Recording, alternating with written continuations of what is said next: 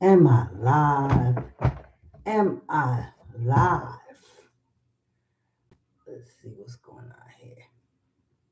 I'm gonna have to change this mouse out. It's just too sensitive. Yes. Yes, yes, yes. Good morning, good morning, good morning, good morning. Well, many of you probably don't know.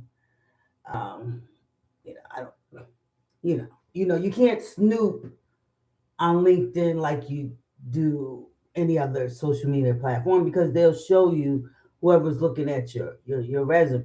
That's one thing I liked about LinkedIn. Let you know who's looking at you. Um, from 2002 to 2004, before I moved here to Georgia, I worked for Sony. I'm not Sony, for BMG. It was BMG Entertainment, and then it was purchased, uh, acquired by Sony. So I think it's called Sony BMG. I'm not sure. But anyway, Sony acquired Bursman, uh, Bursman Music Group. And I was the attorney. I was the royalty attorneys for RCA Music Group. Look it up. Look up the ads on there. Okay. So these were multi-million dollar acts, maybe $1 billion, And what I did was I looked at the contract. Once the contract was executed, they'll send it over to me, and I'll set it up in our little royalty systems, one for the U.S. and one domestic, because there's a rate for each territory. And that's what I did. I did that for 2 years, and I really enjoyed that job. We got free CDs, you know. I got so many free CDs. I asked my friends, "What do you want? What kind of CDs you want?" So I got a bunch of CDs. I mean, any label owned by BMG, we got their music for free, and we got 5 CDs each month. And I did Elvis's his estate, the royalties for Elvis, for Diana Ross, for Dave Matthews, for the Foo Fighters, for Christina Aguilera, for the first 2 seasons of American Idol. So I did a lot, and I learned a lot, and I always wanted that experience because of what Left Eye said, because I couldn't understand why TLC was broke. So I always wanted to learn about royalties. And in the royalties department, we all of us were lawyers. Like like you either had to be a paralegal or a lawyer to work in the royalties department. And I remember when I went to for my interview, I was sitting in my car because I always get there early, and this white lady pulled up to me, real short white girl pulled up to me, and we were laughing, smiling at each other, and I went into the interview, and guess who was interviewing me? The little white girl that got out the car, and I got hired. There were over 500 applicants, and I got hired immediately. And yeah, so I made sure artists were paid. So see, back then, all I had to do was pick up and make a phone call. If you weren't getting your royalties, you didn't have to pay a lawyer all this money. All I had to do was pick up the phone. Ask Mr. Murray or Organized Noise. Ask him. Just pick up the phone.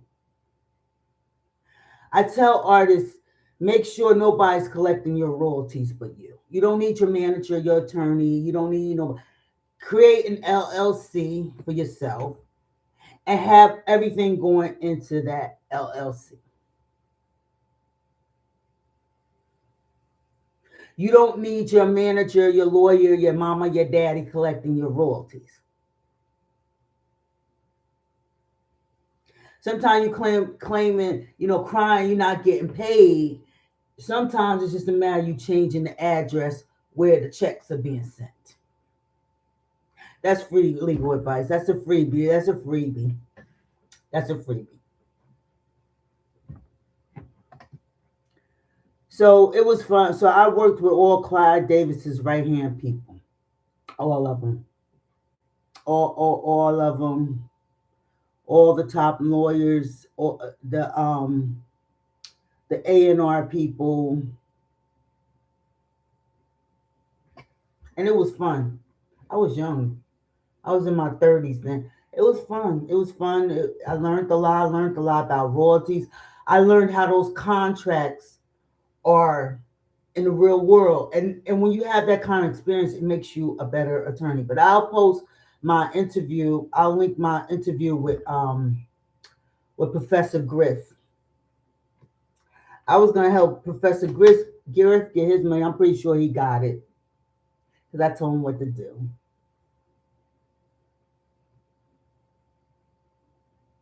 Haven't heard from him since. But anyway, um, so yeah. Now I'm not doing no more freebies. The freebies are over. I'm not doing any more pro bono work. You got to pay me now. I'm too great now. You can't. I had no more freebies. Yeah, I gave y'all all the freebies.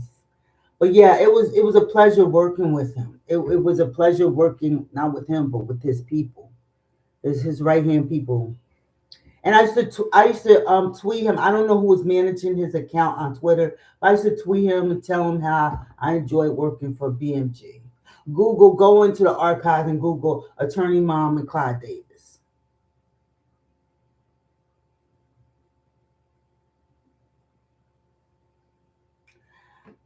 So yeah, so he's up out of here. Clyde Davis up out of here. Greenspan is out of here.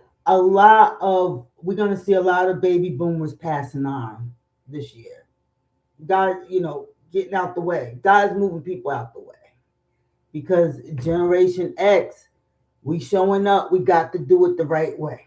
We got to do it with honor and integrity, and we're not to not cheat our way. We're not to screw our way.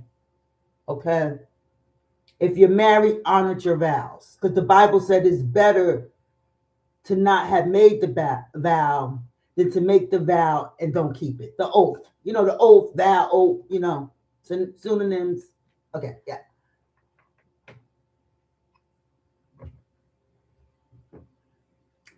So yeah, so and that's all I had to say. Yeah, I used to work for Sony BMG, sign a resume, royalties attorneys, I found out I didn't realize Clive Davis was a lawyer.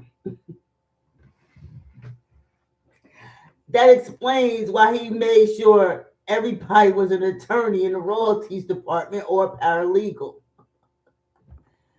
Oh, yes, yes, yeah. I didn't know Clyde Davis. He was a cutie when he was younger. Yeah, that's Diddy. Diddy could get anything out of Clyde Davis. Okay. Diddy go Clyde Davis. Diddy had the production company. Clyde Davis was the bank, in essence. The labels are banks. And they want to recoup whatever they spent out on you. They want to recoup and plus take part of your publishing. They should not be entitled to anybody publishing. I'm gonna give you some freebie. Never give away your intellectual property. Never commit yourself. Now we don't have to because you got streaming. You can go straight to the public and promote your own music. But never sign a production deal for more than 3 albums. Don't go past 3 albums. If you can keep it at two, two. Especially if you come to the label, if you come to the label with your own following, because they're very lazy. A&R is very lazy right now. They don't have artist development. They're not. They just want you to be the slave. They don't want to make no investments. They don't want to teach you anything. No. Mm-mm. Mm-mm.